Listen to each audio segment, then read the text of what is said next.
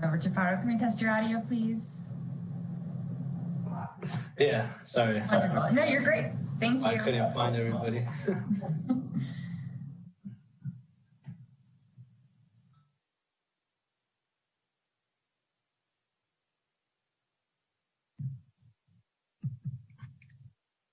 Okay.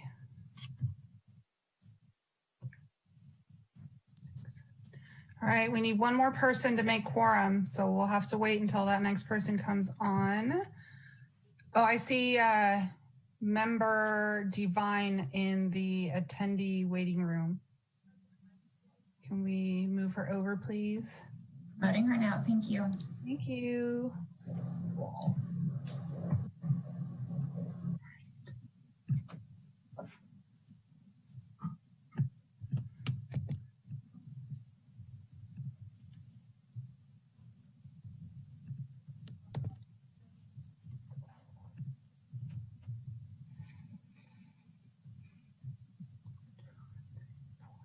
6, 7, 8. All righty.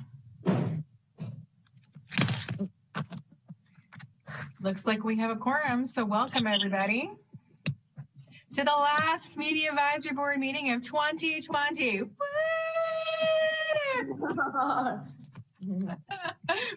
survived. All right, I would like to call us to order. Danielle, can you do roll call, please? Yes. Member Chaparro. Present. Member Cruz. Present. Member Divine. Present. Member Foster. Here. Member Harper.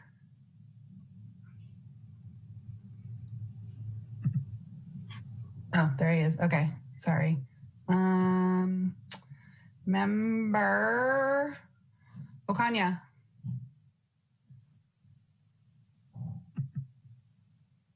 Member, oh, there you are. Thank you. Member Carabin and Member Roberts. Member Carabin or Member Roberts, are you here? No. Co-Vice Chair Graves. Co-Vice Chair Moore, are you here? No. And Chair Barnett. Present. All right, so we have all members accounted for except for Co-Vice Chair Moore, Member Carabin, and Member Roberts. Thank you. At this time, I'd like to go to public comment. There are no hands raised for public comment. Thank you. At this time, I'd like to go to item number 3, our minutes from the November 18th, 2020 meeting. Can I get a motion? I'll move to approve.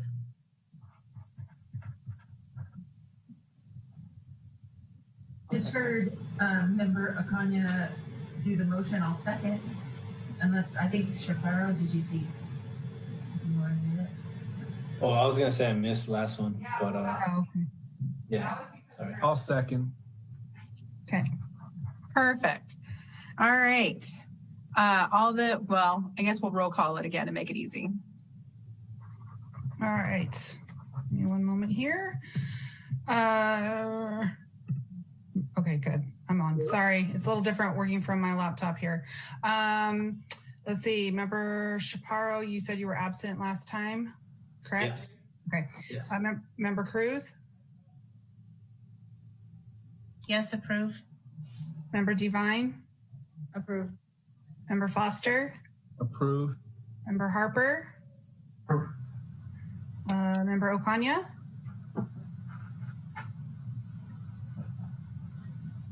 Member Ocaña. Sorry. Yes, okay, thank you. Yeah, I approve. Okay, thank you.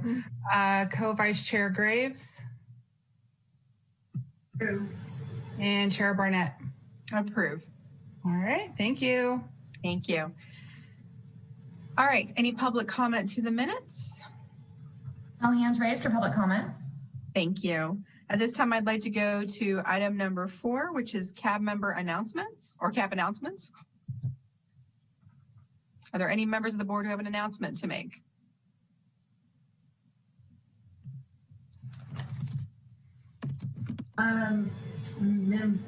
Co-vice chair Grace, I can't even remember my own thing here. Here just to announce that I did attend the West End neighborhood meeting that recently occurred. I mentioned it at the last meeting, so I thought I'd bring it up. And they are extremely well taken care of. There were numerous city officials there, fire, police, as well as our now Mayor Chris Rogers in his capacity as a council member at that meeting.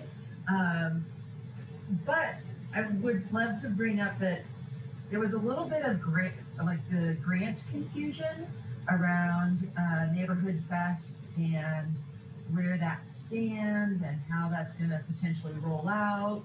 And I have no doubt in my mind that Danielle, you have already sent information to those that have got the grant in 2020 and that it will be able to roll over into 2021. But I would just say that more than likely, if the West End neighborhood is any indication that that information might want to be sent out again, just to confirm that with different neighborhoods that received the grant and to have them feel more comfortable that it is moving forward. And there's just so much uncertainty with even 2021. So I'm sure that there's still questions out there. And this is a very well organized and well-oiled group. So if they have questions, I'm just assuming that others do as well. So I just brought that forward. Thank you. Since you mentioned that, I would also like to bring up that Kiwanis Springs is trying to build a community garden as well. And I was interested in basically the same thing as their standing as far as the community garden funds go and Neighborhood Fest. And whether or not we were able to provide any kind of assistance in the future for them.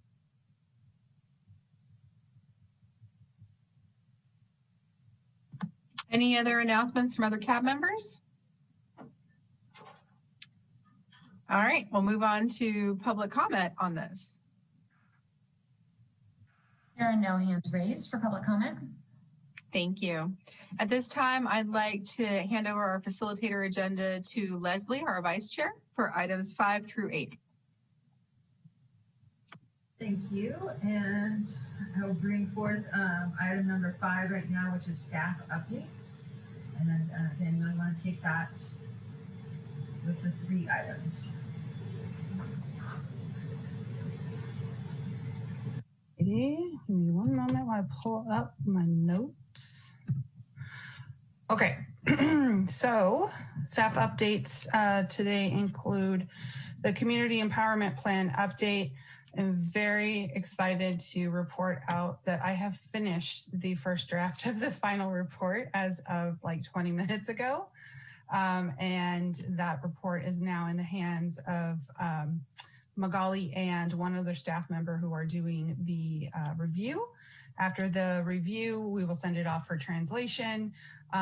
We'll also be presenting it to our Community Empowerment Plan team, our internal team to review.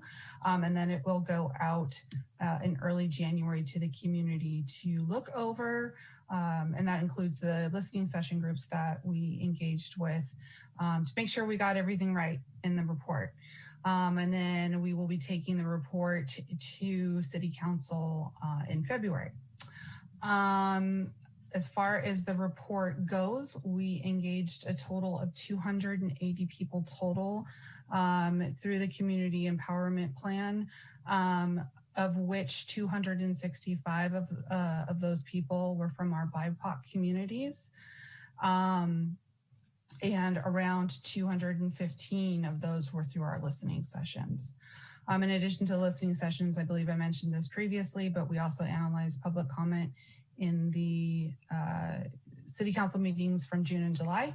So the analysis of that public comment is included in the report.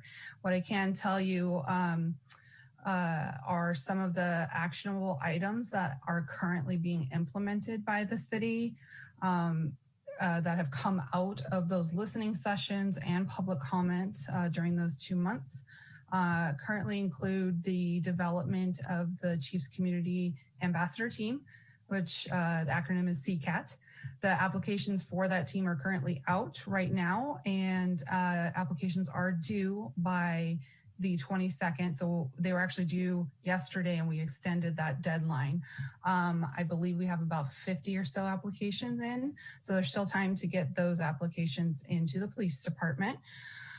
In addition to that, SRPD is working with the CAHOOTS program in Eugene, Oregon, and other departments here at the city to develop what they're calling a model for response to mental illness and homelessness. So it's a program similar to CAHOOTS, which will have its own name. They're hoping to have the draft of the program ready to share with the Public Safety Subcommittee meeting in February 2021. And that includes staff roles and responsibilities, a budget, what the key components will look like, community. They're currently engaging with the community around that, key community stakeholders, as well as working again with the CAHOOT staff from Eugene, Oregon. And they're acting as a consultant to SRPD as they put that together. And it will also include, hopefully, a request for proposal for our local nonprofits who would serve as the program lead for that. So again, we should have a draft in February 2021. Multicultural Roots Project, I've talked a lot about that. Which is another project that has come out of this. Ethnic Studies with the COP pilot program. We have completed the pilot program and are currently evaluating the program, and we'll have results here hopefully within the next couple of weeks. The Santa Rosa Police Department Lowrider Patrol Car, I mentioned that. That's a collaboration between Sonoma County Lowrider Council and the Police Department, as well as community engagement staff. We're hoping to have the car released to the Sonoma County Lowrider Council to begin work on hopefully by the end of January 2021. In addition to that, we have two pieces that come out of the Open Government Task Force recommendations and the newly adopted Open Government Ordinance, which I'll get into later in the agenda. But two of those items that are currently being worked on are the Citizens Guidebook, which we're doing in collaboration with the CAB's Empowerment Subcommittee, and then also improving language access. So again, I'll talk about those two pieces though later on in the agenda when I get to that presentation. So that is my update for the Community Empowerment Plan. Moving on to the next update, our CAB appointments and recruitment. So we are ending 2020 here, and we have a lot of seats opening. And so I wanted to let everyone know if your term is about to be up and you'd like to continue serving on the CAB, if you're a first term member, all you need to do is write a letter to the city clerk's office stating your desire to remain on the CAB. If you have served more than one term, or two plus terms, then you'll need to actually fill out a new application and submit that to the city clerk's office. So if you haven't done that yet and you want to continue serving on the CAB, please get that in as soon as possible. We do currently have 2 at-large seats that are open. And then we have, it looks like 5 other seats that are also becoming available, including 1 at-large seat and a couple other area seats. So again, if you sit in one of those area seats, please submit your application if you want to continue serving. The other update that I have, I actually don't have a whole lot of information about this. Magali was supposed to send it to me and she didn't. But City Council just approved yesterday in their meeting a contract with a group called the Seed Collaborative, which will be doing work around racial equity, inclusion, and diversity for the city. I was hoping she would send me that information so I could share it with you. However, I did not receive it in time for the meeting, so I will hopefully have that for you next month. However, you can take a look at the City Council's meeting recording from yesterday. I believe it was in consent items. that is where you'll get information about that particular contract and the work that they'll be doing. That is it.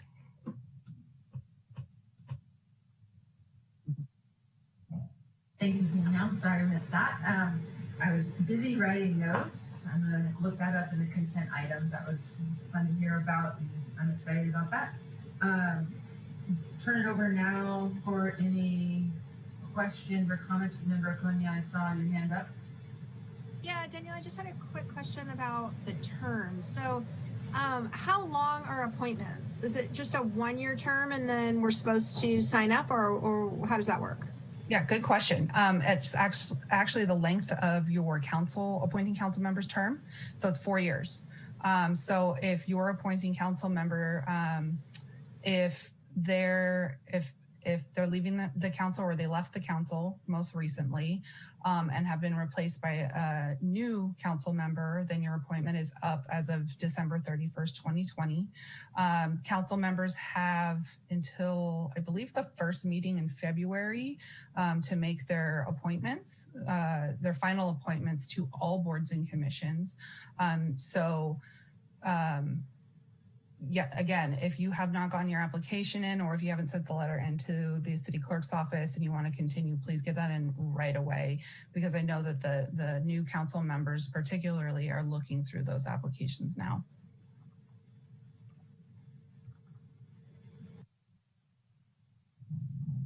Great, thank you for that question and for that clarity. If there's any other questions around that or any of the other items that Danielle brought up, Member Harper? A couple questions about the ambassador team. You said you had 50 apps at this point. Mm-hmm. What is going to be the size of that group? I think the final size of that group is up to the chief. We talked about anywhere between 12 to 15 people. Yeah. And then Kahoot, you talked about Kahoots. Yeah. Well, is the police department the lead on that? Yes, they are. Okay, and I'm wondering, so the public safety subcommittee is for the council, right? Correct. Okay, and then I wonder if that'd be a good thing maybe after the council, the subcommittee looks at it for us to look at, because I think that connects to what people have been asking. Yeah, definitely. If you're interested in that, I would encourage you to put it on the upcoming or future agenda items when we get to that item. Perfect, thank you. Mm-hmm. Great, thank you for those questions. Chair Burnett, you had a question? I have two. One, is Magali have like a meeting conflict on these board meeting nights? Because that's the second meeting I've noticed that she hasn't been on the call. And two, when the new CCAP program comes forward, I wanted to know, because there's already been some confusion around it in terms of, we have the community advisory board, what is this? And so I know we can bring it as a future agenda item, but I'd prefer that, I know it's also being worked on actively. So I think it would make more sense to reach out to Ray and see if it's something, when the time is appropriate for them, of, basically coming to the cab and letting us know more about what their goals, objectives are, and then two, if there's areas where we can collaborate. In particular, I feel like there's a linkage point with NeighborFest, even though it's further later this year. Yeah, definitely. Again, I'd put that on future agenda items when we get to that. And then your first question. So yes, the last couple of months have been really difficult. I think it was like back to school at one point for Magali. She actually had one presentation she's doing, but she also had 2 deaths in her family at the same time this week. So she's taking time for herself also this evening. If there is an emergency that comes up during our meeting, I can message her and she can jump on, but she needs some decompressing time this evening. Thank you for that update. Yeah. Thank you for those questions, and I'm sorry to hear about the those incidents for Magali and wish her all the best. Any other questions or comments?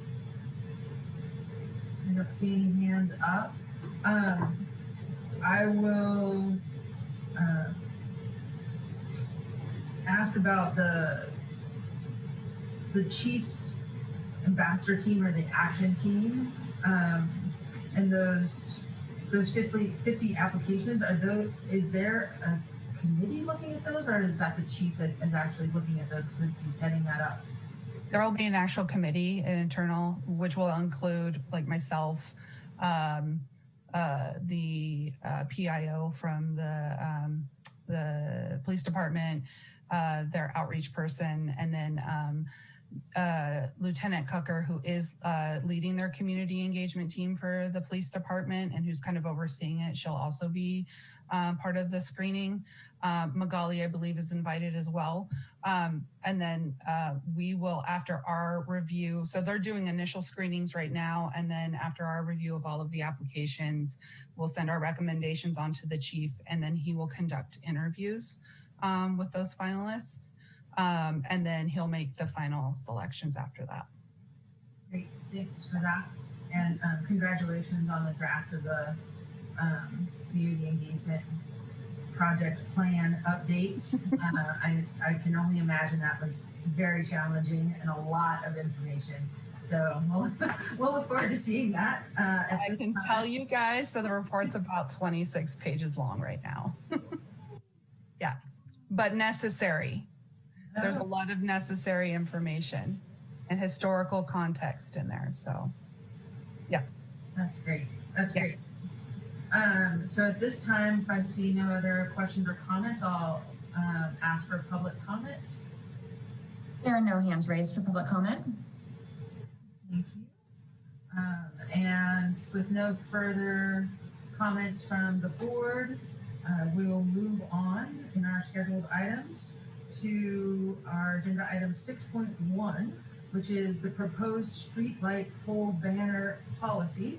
And I see that we are being joined, and he is here right now. It is a famous staff member and program specialist with the Economic Development Division. He has a lot on his plate, and he's joining us. Yes, I see you. Rafael Rivera, thank you so much for being here and for giving us this report. Thank you. My gosh, it's such a pleasure to be here this evening with you all in preparation for the holiday season. Happy holidays to everyone.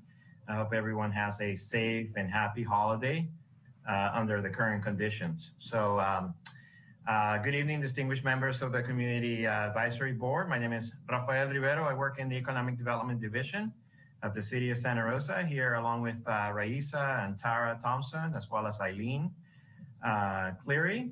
And I'm here to kind of give you a quick snapshot of what I'll be talking about at the City Council on January 5th, 2021, which is right around the corner. And this is a very exciting policy that we have drafted since we had been lacking for some time such policy. So I'm gonna get into my little script here, but I'm also gonna go off the script. And I got a PowerPoint presentation, which I'm not sure if it's going to appear in just a second. Thank you. All right, so basically, the purpose of the presentation is to bring you awareness about this City of Santa Rosa policy that doesn't currently exist, and that's why we are going to council on January 5th, as I said.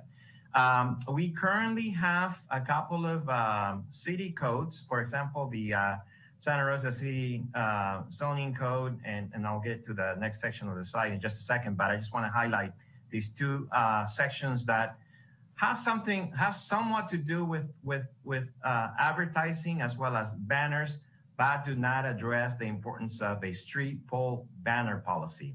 So the Santa Rosa zoning code 20-38.040 regulates temporary hanging banners not related to the street pole banners. So these are banners, for example, like the grand opening of a restaurant or a Denny's and Eat Here or something like that. And then Council Policy 00-70 outlines the city's advertising policy and guidelines for promoting non-city services on city-owned facilities, equipment, and social media sites. But the goals of the the street light banner policy, and I'll be going back and forth between the word banner and street pole banner, it's a little bit of a mouthful there, is to basically establish program regulations and procedures. It is to ensure safe use, introduce an application process, which we all love in city government, as well as associated fees, and to promote, to help promote placemaking enhancement, community-oriented events and activities. So having said that, may I please go to the next slide? Great. So I've already talked a little bit about the goals, but let me just give you some background about this interesting policy. So neither the, like I mentioned, neither the code or the council policy address a comprehensive streetlight pole banner policy designed to establish uniform regulations and associated fees for banner placement by non-city entities, such as nonprofits and neighborhood groups. So the adaptation of the street pole banner policy would fill this gap. The street pole banners are typically used as a promotional and placemaking enhancement tool. As you all know, if you have visited other cities throughout the Bay Area or California or throughout the United States and such. Along these lines, Santa Rosa has allowed banners citywide on city-owned light poles on an informal basis for programs and projects directly associated with city departments and divisions, as well as for select nonprofit organizations that have worked through the city manager's office or have used pole banners prior to recognize the need to develop a policy. So this sort of loosey-goosey process has been going on for quite some time. So we did an assessment, conducted a survey, and then decided that a policy was the most appropriate way to go to, again, establish some procedures and regulations. So within the city, the demand for banner displays has generally been driven by our Economic Development Division for seasonal and event-related uses, such as Ironman and Santa Rosa Marathon and some others. Non-city use of street pole banners include Railroad Square Association, the Rose Parade, and the Wednesday Night Market, to name a few. New requests for banner placements have increased over the last couple of years from events and organizations such as Sonoma County Pride, the Santa Rosa Junior College, as well as placemaking desires such as from Museum of the Sonoma County Museum and Memorial Hospital. The Economic Development Division staff, in coordination with the Public Works Maintenance Divisions, were charged with facilitating the locations, hardware purchases, scheduling, and the installation of banners on the street poles.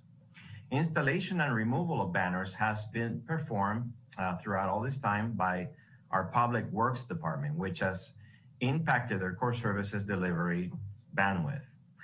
With banner interest continuing to rise, we have seen an increase in recent years, namely from event producers, but also from neighborhood groups and nonprofit organizations.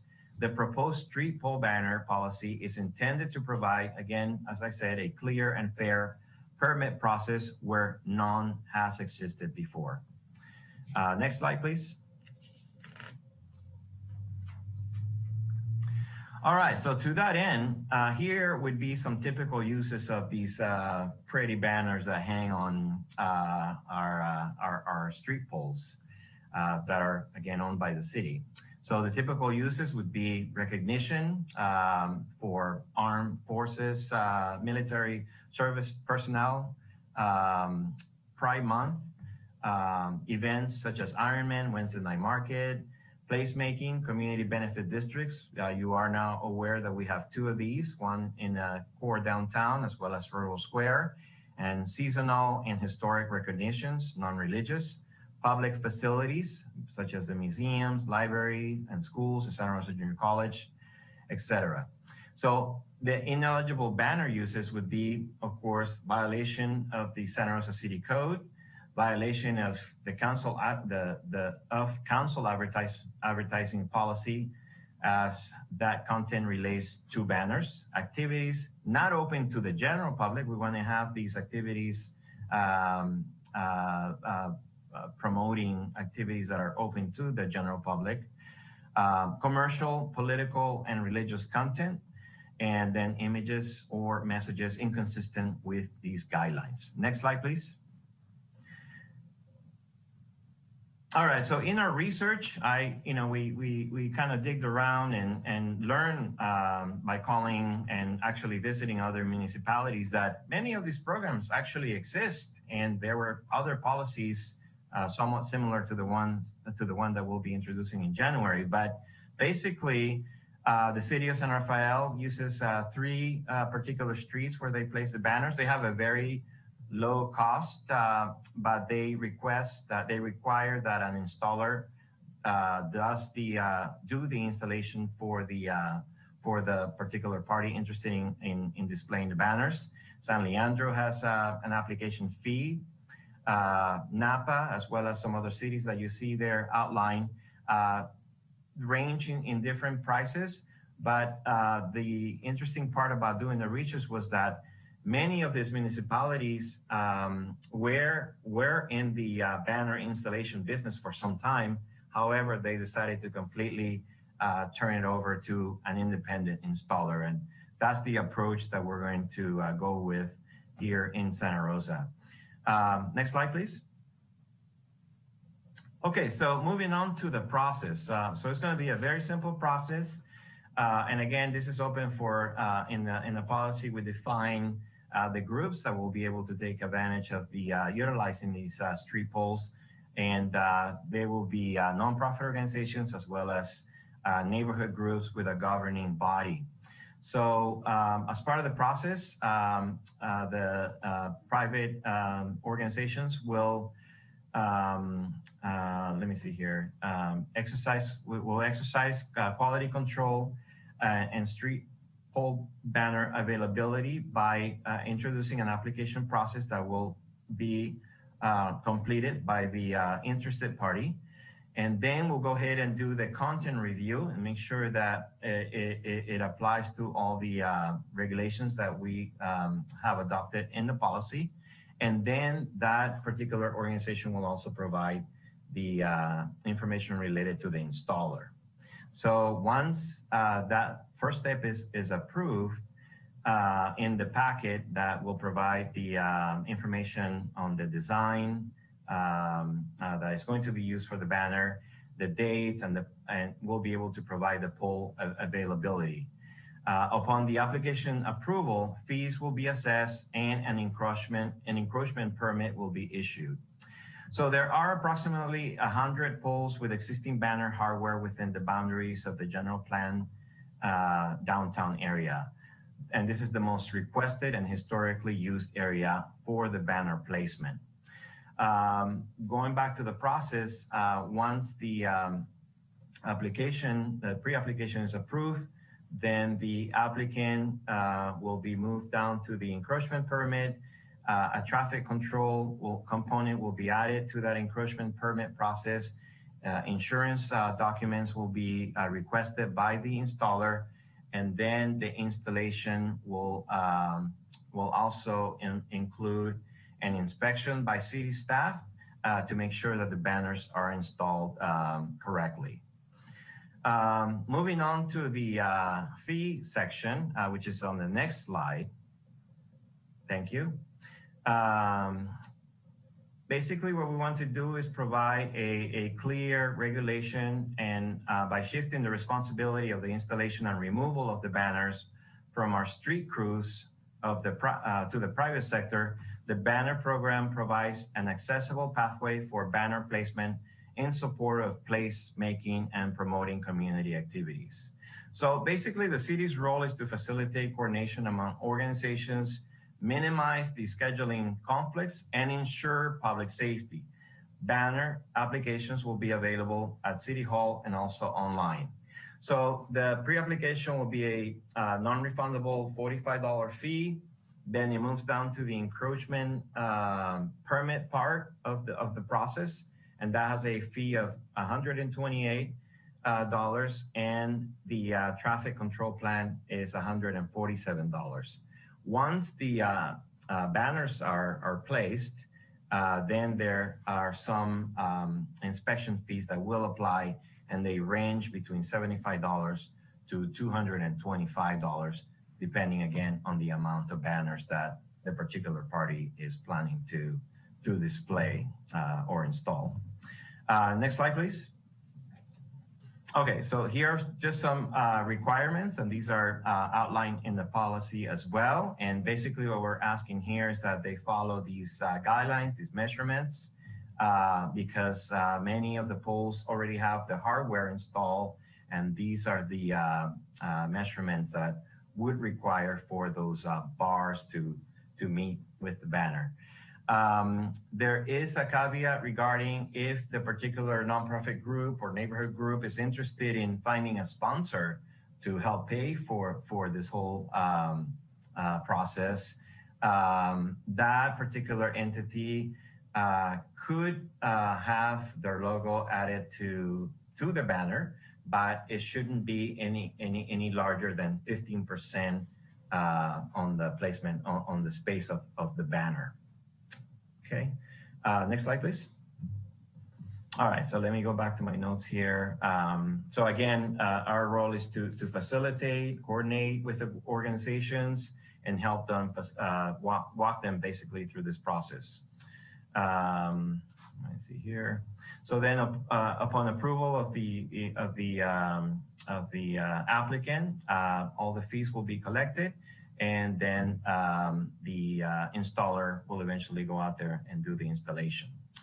As part of our research, as part of our outreach, we did make 2 presentations to the Economic Development Committee. We were actually supposed to go to council right before the news came about regarding the pandemic, so we had to scrap that. And then we had another presentation scheduled in November, but unfortunately we had, of course, the fires. So we also talked to the downtown organization and received a lot of positive feedback. In fact, they have already been part of this process, and currently they have 72 banners installed throughout downtown. They're beautiful. They express a lot of happy statements, and they were able to participate in this process. Even though the policy has not been implemented as of yet, we tried it with both the DAO as well as with the Sonoma County Pride. We basically gave it a run. They used the application that we drafted and some of the steps that we have incorporated under these guidelines. We also spoke to the Santa Rosa Chamber of Commerce, the Hispanic Chamber, received a lot of positive feedback. Railroad Square as well. I'm making this presentation this evening with you all. And we also spoke to the LBC, the Wednesday Night Market folks, as well as Sonoma County Pride. So we cover a lot of bases. We wanted to speak to more neighborhood groups. We had difficulties identifying a few, but again, we'll be able to facilitate if those groups are interested in participating, regarding the process, and perhaps coming up with ideas on people that may be able to fund or help sponsor some of these banners. Next slide, please. All right, so then again, we'll be going to council on January 5th to make the recommendation for this policy to be adopted. I think it's a very exciting policy, and I believe that many organizations will take advantage of the use of displaying banners and put colorful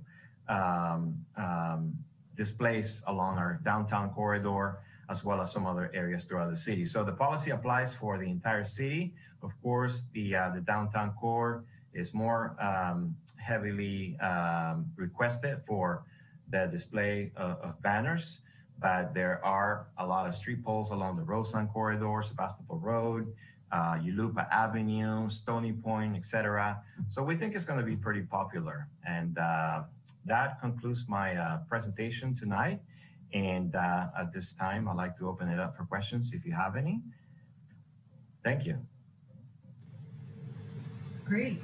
Thank you so much for that very thorough presentation, and opening it up to member comments and questions from the board. Do I see any hands? Member Acuña? Hi, thank you very much, Mr. Rivero, for coming. That was a great presentation. I am really looking forward to seeing more organizations participate, especially just in comparison with San Francisco. They have a lot of really beautiful ones that are up. I just had a couple of questions for you. How long, for the price point, how long do the banners get to stay up? And then will the city be providing applicants with a list of approved installers? I can imagine it would be difficult to go out and find somebody to put those up unless the city was able to maybe offer some connections. Yeah, we're working on such list. And so definitely there'll be a list provided. There are only very few that do this type of work.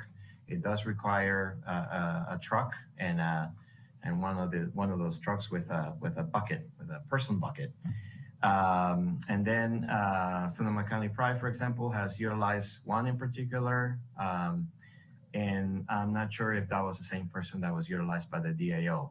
But in terms of the length, we want, it is explained that it's prior to the particular event, we want the entity or the organization to give us at least 3 weeks in advance so we can begin the process of approving the permit and such.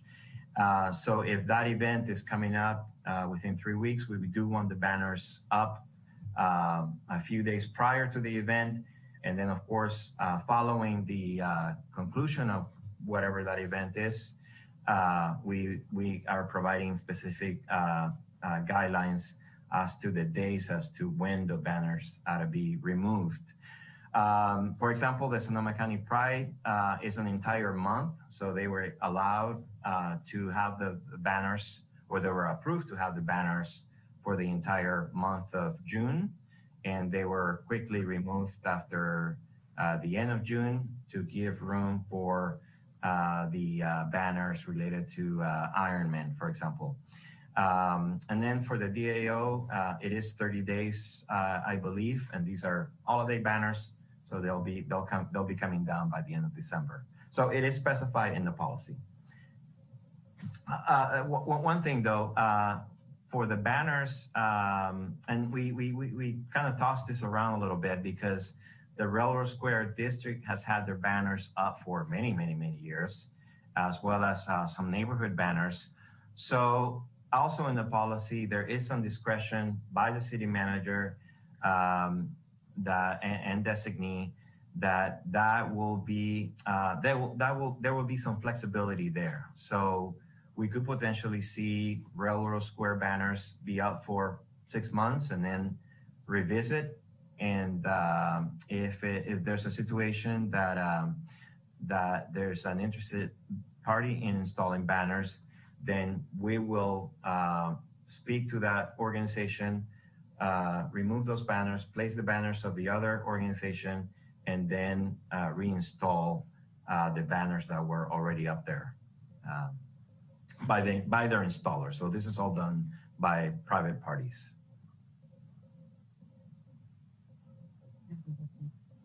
Thank you for that question. I feel follow-up questions going to come to you on even some of those questions.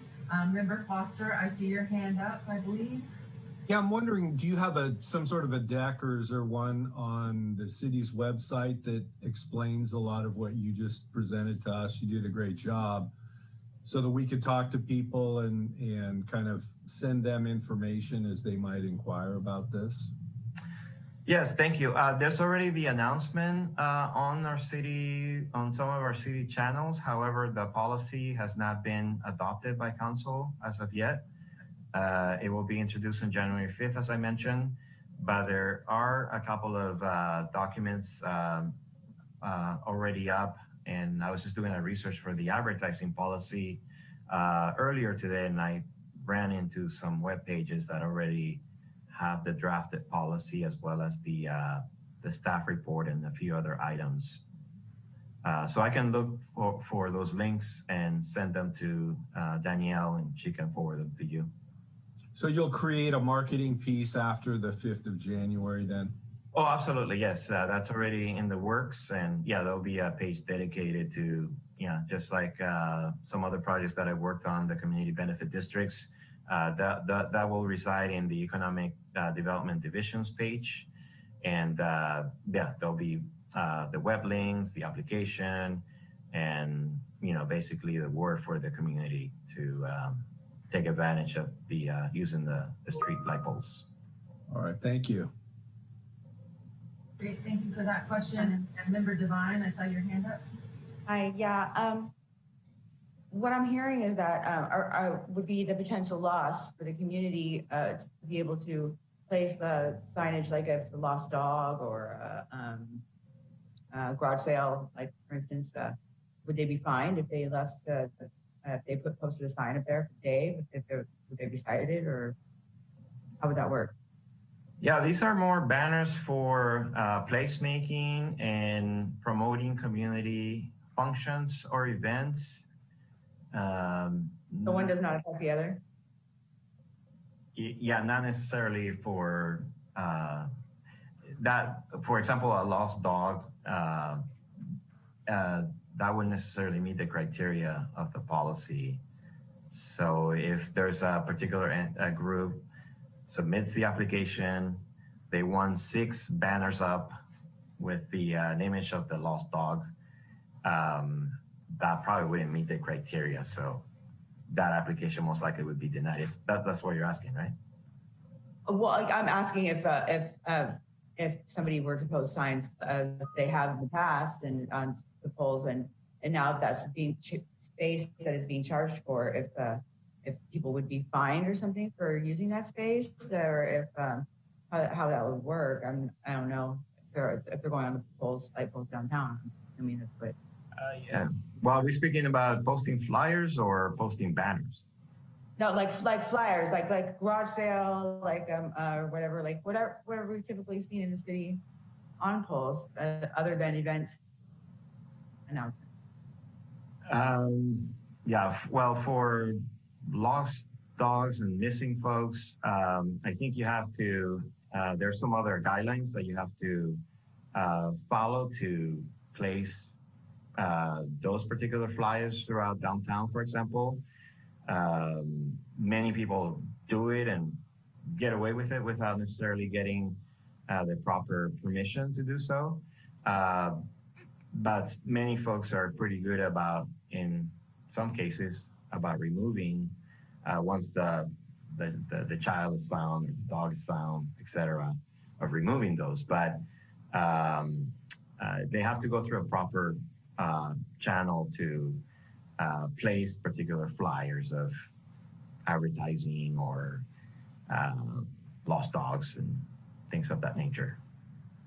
I was under the impression that the regulations were just that you had to have your name and phone number in case the property owner wanted the sign taken down. Because I am an event producer, so I have posted signs, and I looked at the regulation. I thought that was it, but I'm not sure.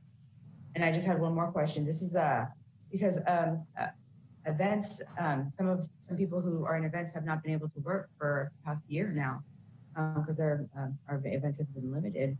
So if that's who we're charging to put these boards up, it seems kind of unsupportive. Or if it's the nonprofits and the communities that have been kind of suffering due to COVID-19.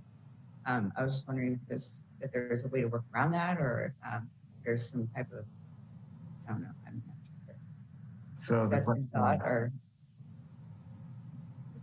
Okay, so the question is if there's a way to go around working with private companies, or? Or if it's been a consideration, the fact that many members of the community that are in that particular field have not been able to work due to COVID-19. Yeah, well, we definitely want to keep it open for nonprofit organizations as well as neighborhood groups. I think maybe you're asking about private entities. It's event production, just like similar to what I do, but many people that I work with, and people that are involved in events and whatnot, have not been able to have any events over the past year. Okay. So you see what I'm saying?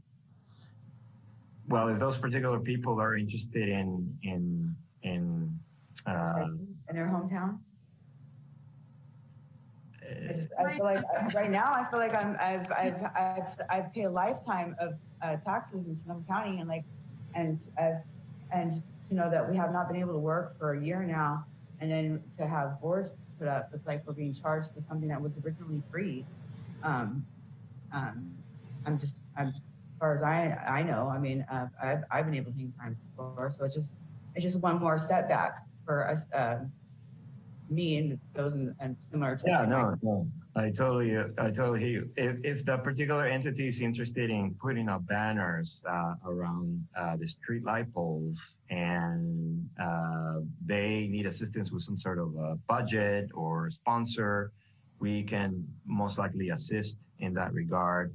So I'm willing to, if you provide us with some information, we're willing to work with those groups. And if you want to talk afterwards, I'd be more than happy to go over some ideas as well. Oh yeah, wonderful. Because I mean, the city has been very helpful in sponsoring events before, so that's why my interest was, that similar relationship would continue. I'd like to jump in just really quickly, and I really appreciate fleshing out that question, because I want to make sure that there's some clarity around it if there's any public listening in, or for the other members in the group having experience with the flagpole installation myself, being that I produced the Wednesday night market for a number of years, that the flags that we're talking about here that you brought to us in presentation are actually 6 foot long flags that go on the poles that are approximately 11 to 12 feet up in the air. And as I understand it, and your presentation brought forth, is that these are really large events that use this type of promotion, like the Rose Parade and Sonoma County Pride, Wednesday Night Market, Ironman, and it's not the smaller private events. These specifically would be events that have to be open to all of the public to participate in, or to view, or be sponsored by the city, or I think something that would be helpful to answer Member Devine's question is that assistance from the city. There is a community promotions funds that you can apply for. Any event producer can apply for in Santa Rosa, being associated with a nonprofit, in order to get funds from the city. And that application process, I believe, starts sometime in February and ends around the first week of March. Correct. There's a good amount of funds that the council approves, and even like the Railroad Square Music Festival, again, the Wednesday Night Market, the Rose Parade, Sonoma County Pride, and many others do get some of those funds.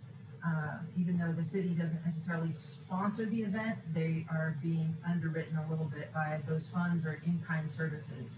So my question is, getting to a question, and I hope that helped a little bit, because this is very, very different than, let's say, on a 8.5 by 11 flyer that someone just posts up on a flagpole that's about 5 feet off the ground or so, which I see all the time. And I do know that is against regulations without clearance, and the city and the DAO, organization downtown does take those flyers off if you don't have approval. But in little neighborhoods and things like that, they're probably up for a pretty long time if it's a lost dog. So before I get to my questions, Member Cruz, I saw your hand up. So I'll go to you and then I'll reserve my question for just after you. Thank you. I'm going to be really to the point and quick here. So there's neighborhoods like the historic districts that want to put flags up on the light poles.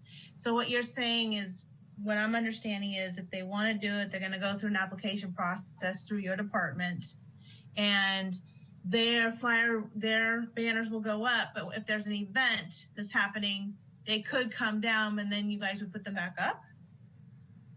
Or how long do you get to keep them up? Because we're always going to be a historic district.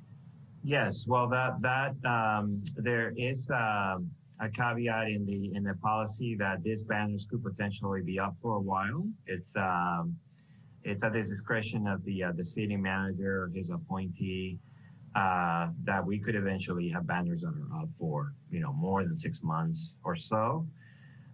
We currently have the Railroad Square district, for example. To use that district as an example, is that those banners will most likely be up for a year or two, but every 6 months we're going to touch base with those organizations and remind them that we have a policy in place and that at any time, per the discretion of the city manager, we could potentially request that those banners come down if we have a request from another party that has an event in Railroad Square, for example, like a June Summer Festival or a Saturday farmers market, and they need access to those poles.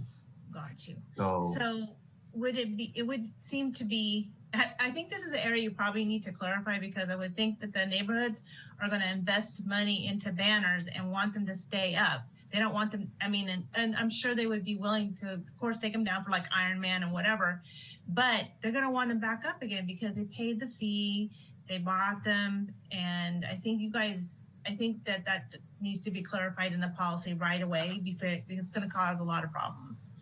I can see potential. Yes. So again, a scenario would be that the Olive Street neighborhood, or let's use the West End neighborhood, for example. Let's say that 3 of these Rebel Square banners come to Rebel Square or enjoy Rebel Square are up right along the corridor of the West End Street, for example. And a particular neighbor has the funding available. They decide to apply for the banner policy. They want 6 banners up. Then they would, with the help of their installer, they would install these neighborhood banners. And that would mean that the Rebel Square banners that are placed there would need to come down. Now, if they are advertising an event, of course, they could stay up for the length of the time of the event.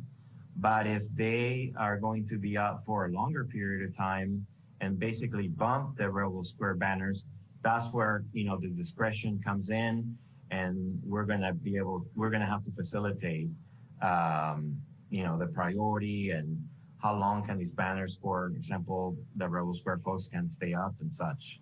I would probably think that should be clarified before you start even rolling it out, because that is definitely going to be a problem.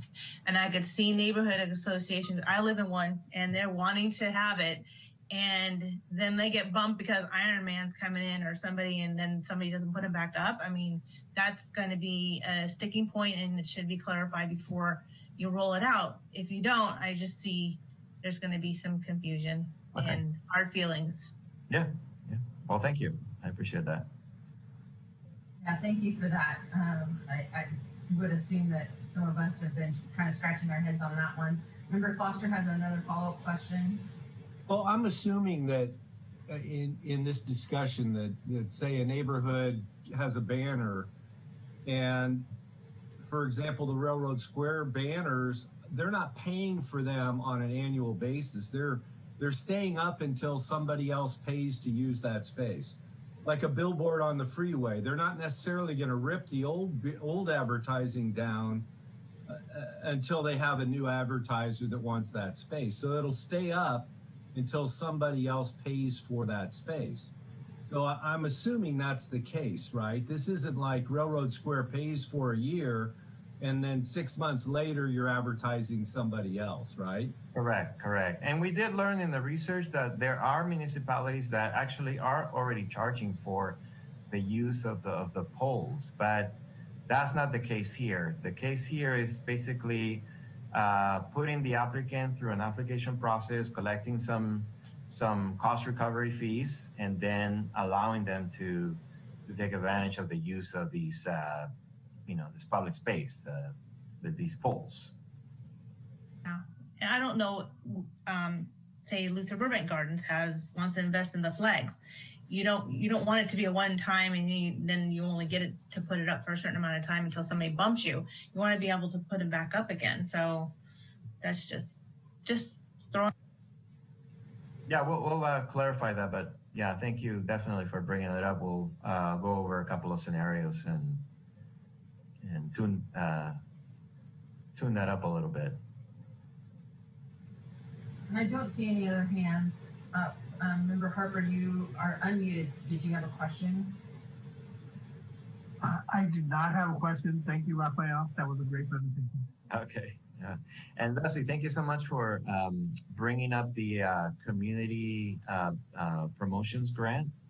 I think, if we do good advertising and we place the information on our city channels, depending on what happens next year with the pandemic and such, but those funds have been, I think this year they were suspended. But I think some neighborhood groups might be interested in taking advantage of that. I can already think of one particular party that would be very interested. And, at least we'll have a policy in place to follow. And then so we'll have a better coordination. I do want to bring up a couple of my questions real quick. And one comment is, one question would be, is there plans for this information, once passed as a policy, to reside also on the special event permit page and that area of the city's website? Because event producers already have a very challenging time learning or disseminating all of that information. And if you have to go to a different spot, I would imagine the economic development page would probably not be a natural source for them to go to. So kind of a question comment there, if you haven't thought of that one already. Another one is relating to what Member Cruz was saying about the neighborhoods. I think the real key here to remember is that anytime that a neighborhood group or the Railroad Square Association or even the Downtown Action Organization takes down their banners that are somewhat of a place card holder or a promotion for an actual location, not an event, then when they're having to put them back up, there's an additional fee. So that's if you're getting bumped for all of your banners, and let's say there's 20 banners, that fee can be quite large, whether it be your and the city's permit fees and not installation, but I believe it was inspection fees and the traffic control. If there's another app fee, it's small, but it adds up. But really the fees are going back to that private contract and getting them to put them up, because I bet that's probably going to be the most expensive part of the fees. Most likely, yes. And I'll need to double check with a particular installer that did the DAOs as well as the Sonoma County Pride. I know that when they did Sonoma County Pride, they removed the Ironman banners, they rolled them up, they saved them, and then when they were removing, when they were up again at the end of June, removing the Pride banners, they reinstalled the Ironman banners, but to be honest with you, I don't know if there was an extra fee for that. I seriously doubt it, but I can double check and report back through Danielle. I would imagine that cooperation between organizations would be great to happen all the time, but I don't know that that would always happen. And then the other thing that I would ask and just kind of point out a little bit is about those community promotion funds, is that there has always been a stipulation around those community promotion funds that if you were a receiver of those funds, then you received some kind of in-kind soft goods, hard goods, I don't know what you would call it, from the city. Like if I received community promotion funds, then I could maybe, and this might be changing, but this is what I've been used to, you could then access some of the traffic control apparatuses for your event. So I would ask and think about if someone gets community promotion funding, do they get any extra resources around or priority around these banners? Because that's always been an interesting relationship.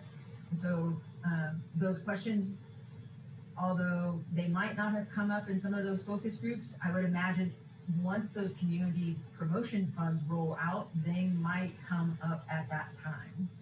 Because we've had an odd year with COVID and community promotion funds didn't get used, events really didn't get put on in person, that question might have escaped everyone. So before I answer that or make comment on that one, the information, yes, will be on the events page, and I work very closely with Tara. So definitely, we'll do whatever we can to have it in many different channels, so people are aware and it doesn't come as a surprise to some particular parties. But yeah, it's interesting. It's an interesting point that you bring up, because I kind of know a little bit how the community benefits grant works, where we sometimes, if we need to charge for parking, then the fees aren't waived, but they are sort of like this in-kind process. I have to correct you there because I don't want people to think the wrong thing. Parking is no longer part of that. It used to be. Oh, okay. well, some other things that I think it's just like barricades. The grantee, and access sometimes to those things. Yeah. But events that don't get community funding, community promotions funds don't. And granted, I was be clear that I haven't experienced that for over a year, so that policy might have changed as well. But it's just something to clarify. Yeah. Let me talk about it with with Tara, for example, who knows that process pretty well, and report back when I get a chance.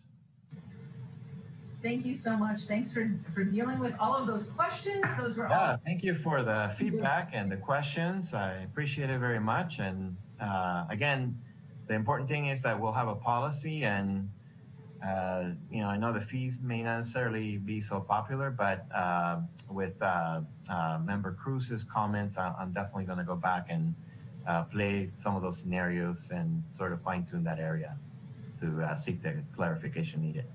So thank you.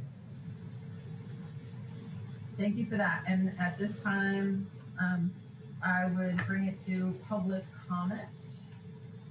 There are no hands raised for public comment. Great, thank you so much. Thank you once again, Rafael, for bringing all of that information to us. Best of holidays to you, and we'll look to see how that goes on January 5th at the City Council meeting. Thank you so much. Happy holidays. See you next time. And moving right along to our next agenda item, it is 6.2, which is the Open Government Ordinance Overview. presentation by Danielle, I believe. I believe you're on mute. Thank you. If I could get my presentation up, here it goes. Before I start though, I need to do a quick quorum check. So we are currently at 8 members. So if anybody leaves, that will affect our quorum and we will not be able to move on. So I just need to make sure everyone is cool. You're not going anywhere. You're staying. Awesome. I will try to make this as brief as possible. As some of you may know, the City Council officially adopted the Santa Rosa Open Governments Ordinance last Tuesday at their meeting. This was, I want to say, 6 years in the making. So it was proposed in 2014 by the former mayor's Open Government Task Force.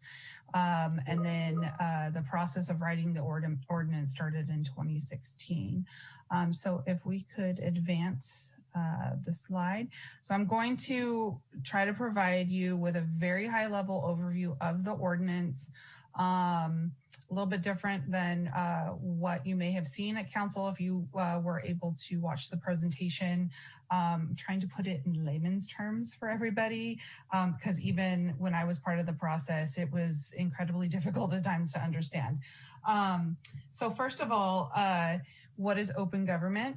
Open government is a culture that values public engagement. It's focused on strong communication. It's where the city is open and transparent and honors the community and the community's input and invites participation and collaboration. Next slide, please. It is where openness is actually the strength of the organization. It balances expectations responsibly. It allows us to act effectively and timely for the community. It also ensures the public's health, safety, and welfare, and it's also fiscally and environmentally sustainable. Next slide, please. So a little bit of background on this. In 2014, the mayor at the time implemented the Open Government Task Force on December 4th of that year. They made recommendations to the City Council on open government. One of those recommendations happened to be a sunshine ordinance, is what it's called in other jurisdictions. The city decided to call it the Open Government Ordinance to avoid confusion, because a lot of people don't, including myself, wasn't sure what sunshine ordinance meant when I first came on board. So at the time of development, very few jurisdictions in California had this type of an ordinance. So that included San Francisco, Oakland, Alameda County, Vallejo, and Berkeley. And I don't think there are very many others that have gone on to implement those types of ordinances since that recommendation was provided by the Open Government Task Force.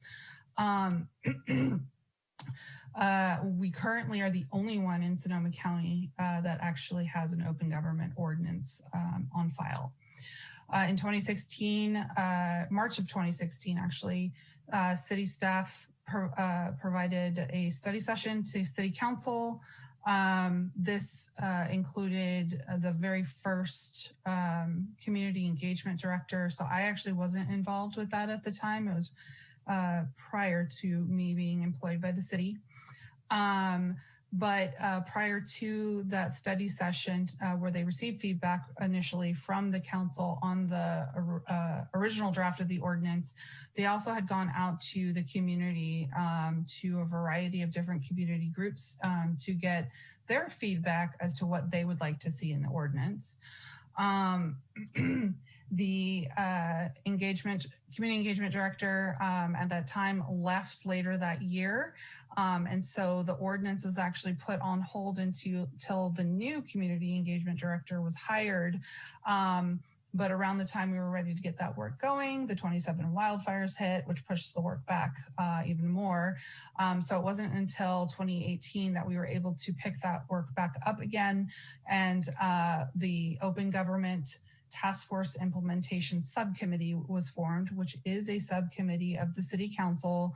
It includes Mayor Rogers, Councilmember Sawyer, and until last week, it also included Councilmember Olivares, but we should be getting a new council member as part of that subcommittee here soon.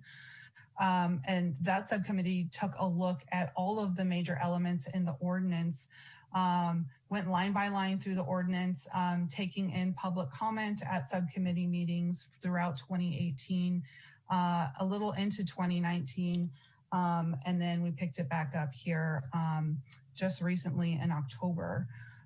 So next slide, please.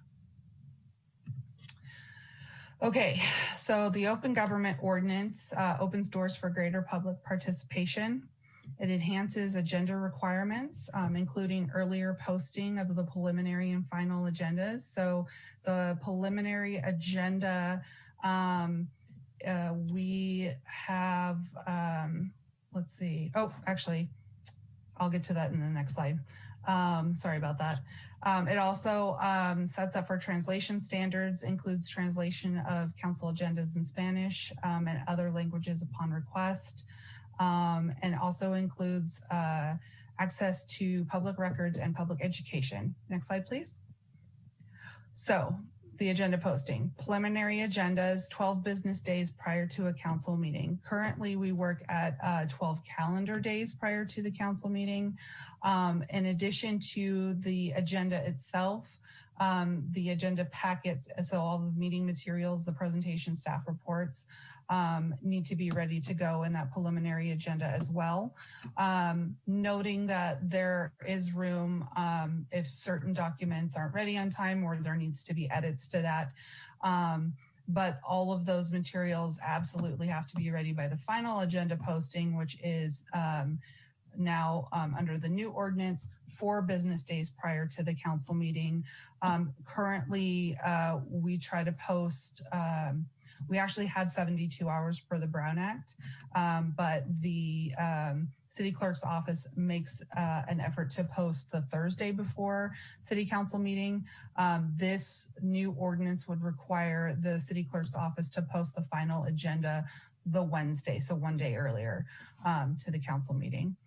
And like I said before, supporting documents will be published with a preliminary agenda once available. And so we actually had a brief overview of this today by the city clerk's office, and they do update the preliminary agenda as they get documents coming in. They won't do it every single time they get a new document in. They'll have a schedule for that each day, just because it stops other work that they have to do. But it will be updated on a regular basis until the final agenda is posted. Next slide, please. Translation services. All council agendas will now be available in both English and in Spanish. Translation of the agenda in a language other than English or Spanish will be available upon request. Interpretation services will also be available upon request. However, I believe my interpretation of the ordinance is that we will now offer Spanish language interpretation at all council meetings as well. Supporting documents are not required to be translated into Spanish. I don't know if you've ever had to review like a planning document or a very large report. That would be nearly impossible to get done in time to be posted with the final agenda, as well as we still have to do some cost analysis as to how much all of the translating and interpretation services will cost. I will tell you right now, this is very important consideration for the CAB. So the ordinance only pertains to city council at the moment. We'll be doing some evaluation over the next 6 months. And then after we officially implement the ordinance come July 1st, there'll be annual evaluations as to you know, how this is impacting staff resources and budgets. But I'll let you know right now that when we were providing interpretation services for the CAB meetings in September and October, we got the bill for that. It's around $800 per meeting to provide interpretation services. We at this time do not know if those services are being utilized during the meetings. There's no way to tell. So our IT department is going to be working with Zoom to see if we can figure out how to analyze that. It may be that we're paying $800 per CAB meeting, or we did per those 2 CAB meetings, and we may not have had anybody who needed those services. So the other part of that too is that I would like to have a discussion with after I'm done with the presentation is if the CAB still likes to move forward with providing those interpretation services for their meetings, we are going to have to do a lot of outreach prior to making those services available if we're going to be spending the money to do that. So that we make sure that we have people who are utilizing the services. More on that to come. Next slide, please. I'll get back to the ordinance. So another key element in the ordinance is public records. So the ordinance requires a public records coordinator for each department. Records requests can be made in person, via phone, or in writing. We have 10 calendar days to respond on the status of the records requested. And the ordinance also requires an annual report from the city clerk's office. Now I have to say that we're actually doing all of this right now. So this is really just codifying what the city has already put into place. Each department already has their record coordinator. The larger departments have more. Currently, I am the one for community engagement. Again, we'll be evaluating this and letting council know, hey, these public records requests do take time, and we might need more staff to help us out with this as a smaller department. Next slide, please. Open data. So all data generated by the city of Santa Rosa and its departments shall be open to the public for review unless the data is exempt from disclosure under the Public Records Act or any other federal, state, or local law, rule, or regulation. Data will be made available in a single portal on the city's website. Right now we have the open data portal. I don't know how regularly it's used by the public.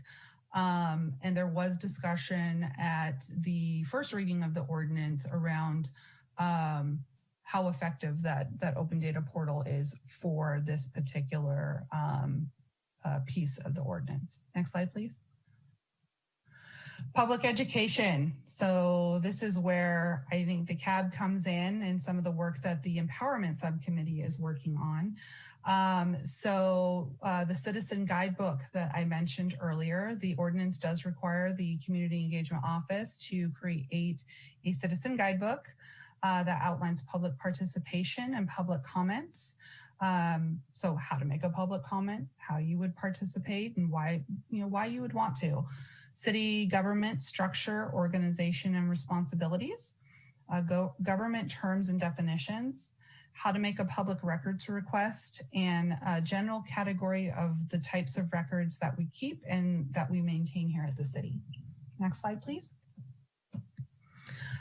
So additional elements include the process for appeals. So it goes, the ordinance goes into detail about how to make an appeal when dealing with public records. There's also an appeal process for violations of the ordinance. And it also outlines who's responsible for administering the ordinance. Next slide, please. That is my very high level overview in layman's terms of the open government ordinance. And I'm happy to take any questions you have at this time.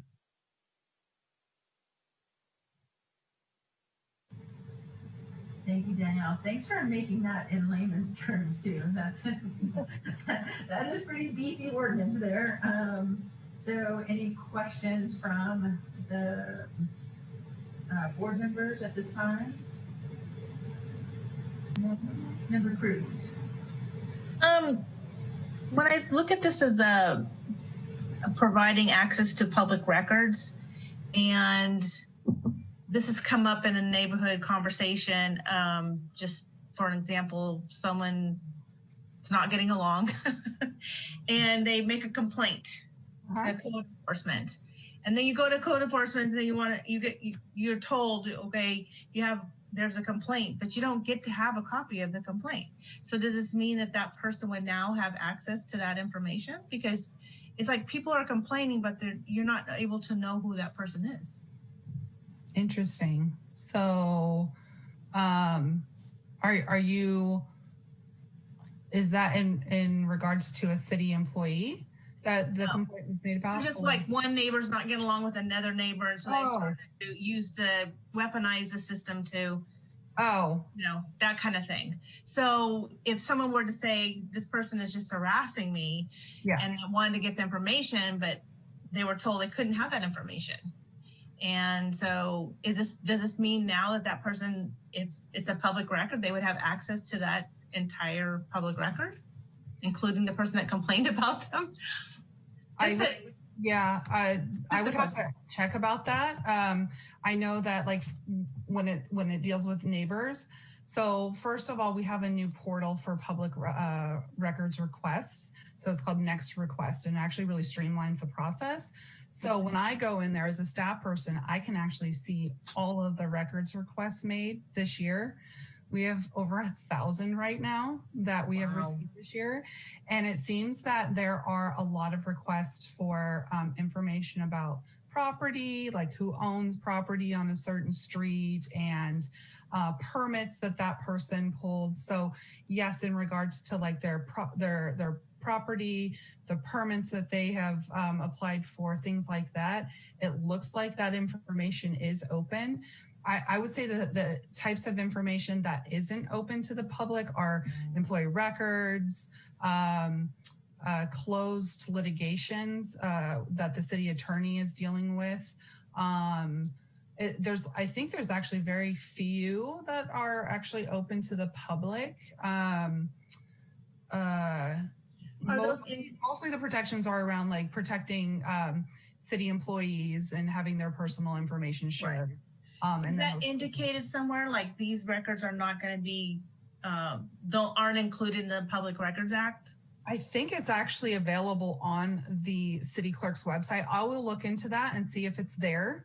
And if not, I will make the request that that information gets added. And that can also go in the citizen guidebook too, as to what types of records are available to the public.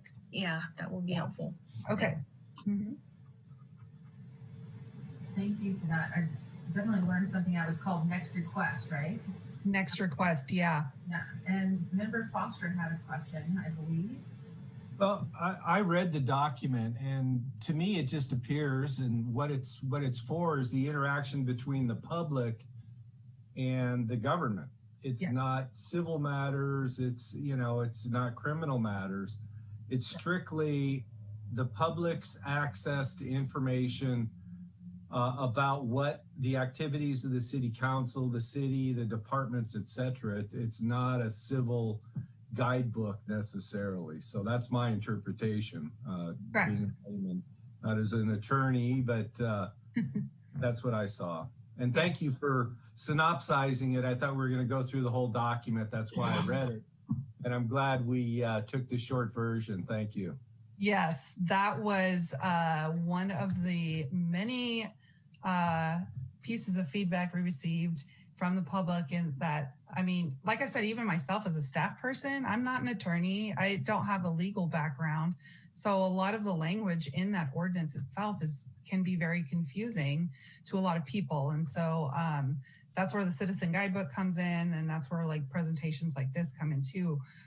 I want to make sure that the CAB has the information about the ordinance if you're asked about it, and that you're able to explain it to your community context in the best way possible. So, yeah. Great. And I want to pay attention to and acknowledge that you did ask for feedback during your presentation. So if you talked about the translation services and the expense of those translation services, needing, if we were going to ask for translation services at our community advisory board meetings,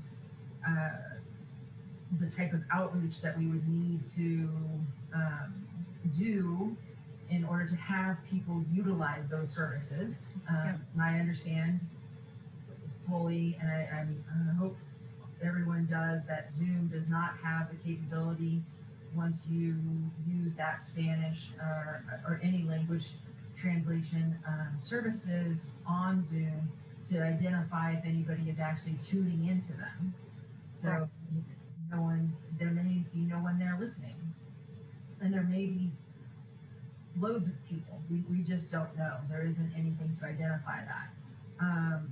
So at this time, would you like to phrase that in a better way than I just did, so that you can get some feedback and we can go around the Zoom monitor here?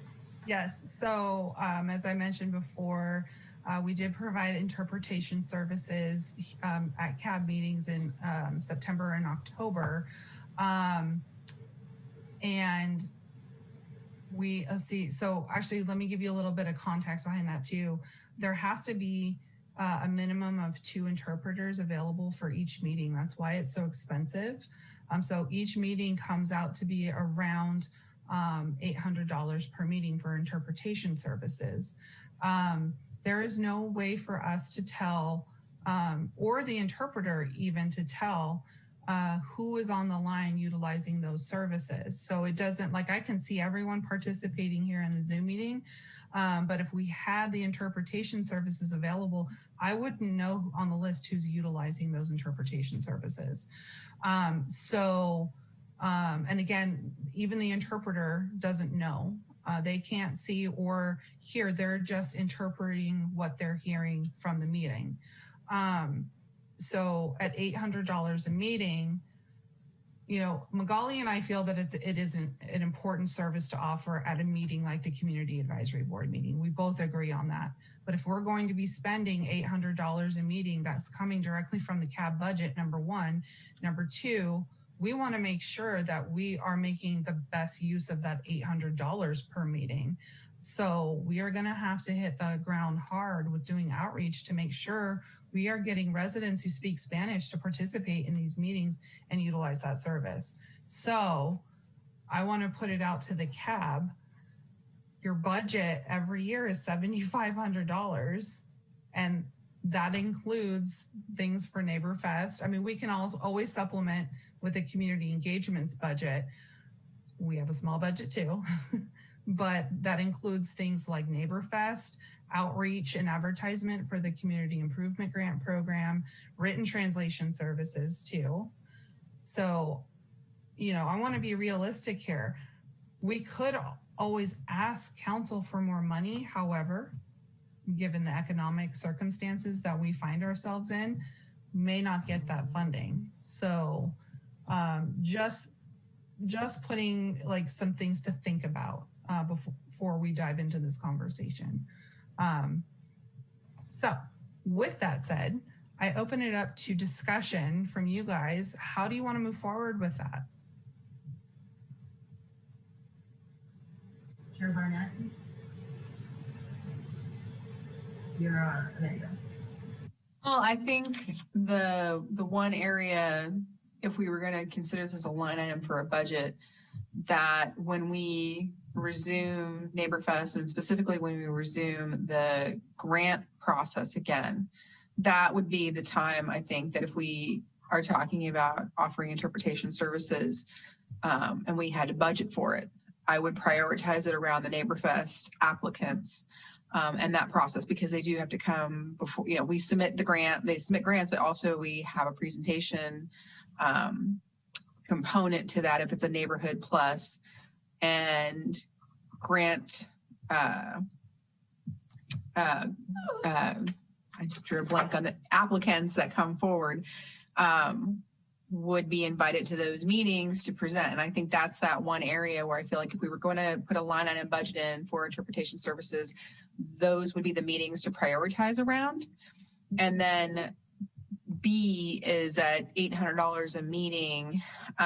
It would have to go before council, I think, in terms of going forward with it. The other consideration is that we look at recruitment of more cab members who are fluent and bilingual in the event that somebody does want to come in from the community that is English second language, and that we can work with them in a more direct way through the board. I know it's going to be a little bit difficult if it came to a meeting and we, but I think it's something that we as a board, their own fundamental principles of our board, we would want, we would work at that member of the community so that they would feel that they were included and that there was space for them and that there was an opportunity for them to both participate and have an understanding of what is on our agenda. But if we were going to budget and line item 100%, I think it would have to be focused around the NeighborFest grant application. When those CIGs come forward and we have those presentations, I think that's when, if we're looking at it as a line item, that it'd be critical to have it there, because that's where I think we're going to see that community need. Because we're gonna, it's neighborhoods from all over the city, and I think that's where the resources should go. Okay.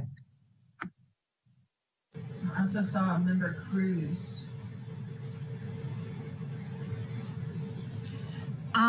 I think it's having worked at the courts and having to know that you have to provide interpretation for all languages. Not whenever you have a need, you have to go find an interpreter, and it could be very costly.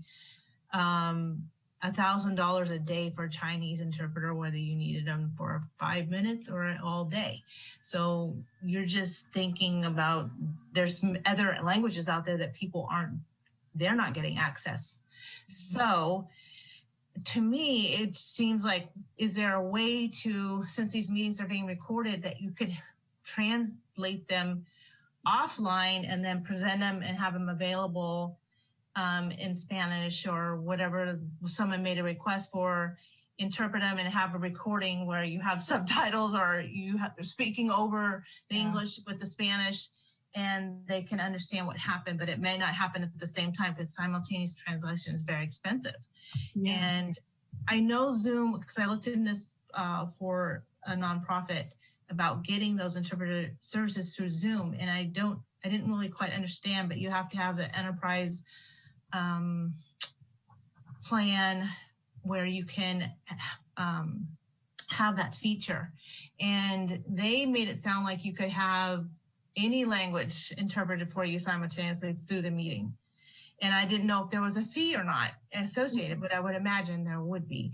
But that's just two ideas, but I'm sure you already looked into the Zoom thing. But the other one is just take this meeting and have someone translate it in Spanish and present it after the fact, maybe, I don't know. So I know that our city clerk's office is looking into closed captioning after council meetings in Spanish. Because I think the option for closed captioning in Spanish during the meeting is just way too expensive.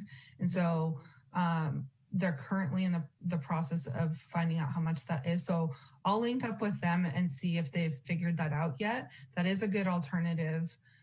Or having someone translate the meeting after the fact. Although if we can do the closed captioning in Spanish, I think that would be worth it. Also, these are live streamed, these meetings, to YouTube.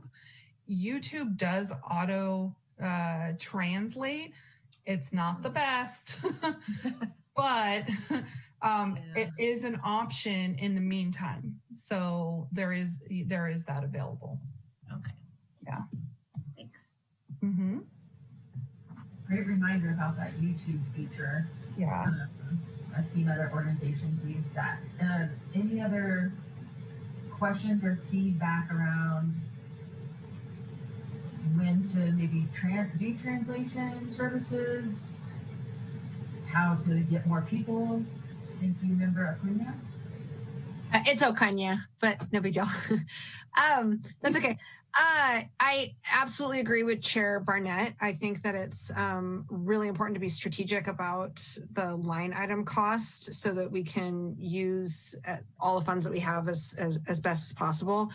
I also wonder if if we couldn't do a poll for like the next 6 months, where if somebody were to use the translation services on Zoom, since presumably we will be doing this for the next 6 months, that they could, just chime in, and then we could really look to see if there were people who were present who would have used them. Just an idea. Yeah, that's a great idea. We are in the process of procuring a digital engagement platform called Engagement HQ. Which includes a polling feature.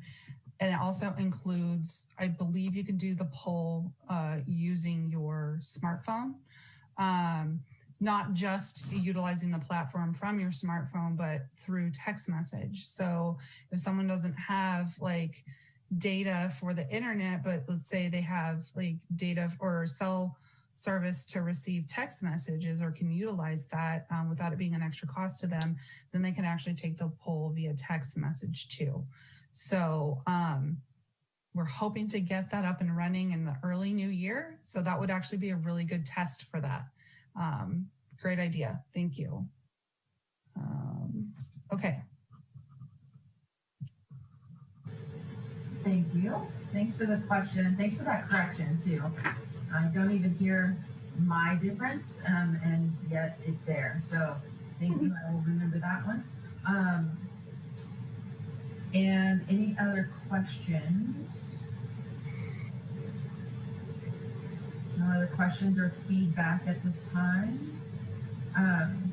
I just would hope that if we do go to this, that we really utilize the radio station contacts that we have, and getting that information out to the communities in a way that they'll receive, so that they'll take advantage of, whether it is a community advisory board meeting about Neighborhood Fest, but if we maybe target another meeting where it isn't so based on an application for funds, but it is more about the broader services in that community, or maybe we have our new district council member Eddie Alvarez come to CAB, and we really highlight that he's going to be here and promote that, and then have those services available. So that people have an interest in coming and really hear about it. So I think that's part of possibly the issue, is that they don't know either that we're here and that we're meeting, and it's Wednesday the 16th at 7:43. So we're going to be moving on. If there are no other questions or comments, to public comment at this time. There are no hands raised for public comment. Great, thank you for that. And now it is 6.3 agenda item CAB subcommittee updates. So at this time, it would be great to get a update from our subcommittee, empowerment, and or I'm blanking on the other subcommittee. Expertise. The expertise. Member Cruz, you look like you're ready to jump in. I just wanted to say we didn't meet since the last time we reported, so we have nothing new to report. Correct, Danielle? Correct. Okay. And is there anyone other than myself from the empowerment committee that would like to report on our meeting? Go for it. Oh, thank you. I'll help supplement if there's anything else. Okay, I'll keep it brief. We were able to meet. It was very beneficial. We looked at our Civic 101 video topic list, and we and we did give that list at the last meeting. So that was available on your last meeting agenda. And what we did was we simply made the topics divided up and assigned subcommittee members to those topics to come back with the information about each topic item. So, and then we will be reviewing that at our next subcommittee meeting in January on the 12th and presenting it at the next CAB meeting on the 19th, I believe that is. So, and I know Member Cherubin had some questions, but since she is not here, in order to get that feedback, I'm going to move right ahead. If that is fine, is there any other information you want to share about what we did? Well, I have an exciting update to add on to that. So we had discussed at the meeting, we are looking at hiring an intern, most likely a communications undergraduate or graduate intern, to help us with a lot of our communication items that I can't get to.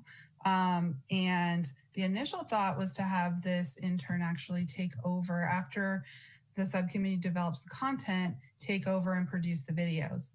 However, in an analysis of our professional services line item in our budget for the community empowerment plan, we have realized that we have some money to spend. And so we are actually we're hoping to contract with a local organization. It is a Black-owned business here in Santa Rosa that does photography and videography. And so I have a meeting with them, but we are hoping, so there's several projects. One is the lowrider patrol car project that we want to do a video around, but I thought, well, since we have this extra money, let's make these videos look absolutely amazing and professionally done. So we will be having them professionally produced after the content is created. So yay, good news. Does this mean that we're going to have CAB members as talents? Yes. So you guys will most likely be asked to star in these videos or do voiceovers. For those of you who speak Spanish, it would be awesome if you could help out with the Spanish language videos. So, yeah. That is exciting news. Yeah. So, and that's a good point to bring up that all of these videos will be in Spanish and in English, correct?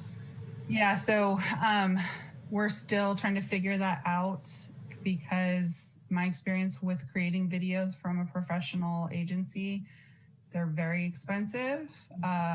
So we have different options to look at with that. So again, we talked about doing one set in English, one set in Spanish, seeing what that looks like budget-wise. There's also doing the video in English, maybe doing one video in English, another one in Spanish, and doing the closed captioning and alternating languages. So there's a variety of different ways that we can do it. We just have to see what is most cost-effective. I love the idea of the closed captioning. I think that it would probably be a little, hopefully maybe a little less expensive, but I think it's really engaging for a lot of community members who want to extend a little bit of effort towards learning how to speak Spanish. So it, it could be a good opportunity. Yeah. Yes, I second that. And it's great to make it to where English is not always the most prevalent language used as well. That takes a little bit of a backseat every once in a while. That would be really nice and feel more inclusive. So thank you for that. Moving on, this is the exciting, you said you had exciting news, but I have been waiting for this all night long. I'm excited about this. I hope that we all are. It is agenda item 6.4. It is meet your cab member. We should have some type of music and soundtrack just to have that announcement. And we cue that up next time. It is none other than sometimes a superhero, often a superhero. He even has the capes to prove it. You can see him walking around downtown and almost all of Santa Rosa if he's not on his bike. It is none other than Member Harper.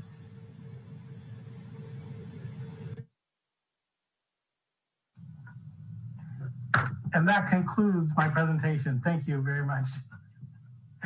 Just kidding. This ought to be fun. I'll take you way back. I was born in West Point, New York. My dad was a military man, so Air Force. So we moved quite often, and we lived in New York, Michigan, Ohio. Of course, here in California was his last station, but the Philippines twice. So have a whole history of living in the Philippines. It's pretty cool because I spent my elementary years there, and I'm very fond of that base as well, in particular. And then I ended up coming out to California when I was about 12 years old. So in the Air Force, you kind of move when you move. And so I had just started junior high school, so 7th grade. It was every time I moved, it's just been this big production. And I couldn't figure out that we were leaving until we were on the plane, leaving the base, over, when we were in the Philippines, it was over on the way to Hawaii. But I think California was an interesting one because I totally had no understanding of what California was. So they sent us these brochures that showed the beach and it showed the mountains and it showed the ski slopes. And so I'm running around telling my friends, oh, look, we're moving to California. It's going to be beach all the time. And then I moved to Atwater, California, Central Valley. So you guys know what the reality is. We're close, but not close enough. So it was 2 weeks into my junior high at my new high school, new junior high school. And then I was the new kid all of a sudden in California, in Atwater, California. So my dad was stationed at Castle Air Force Base, and just stayed down there. I think I've lived in Atwater for the longest I had ever lived anywhere because my dad retired there.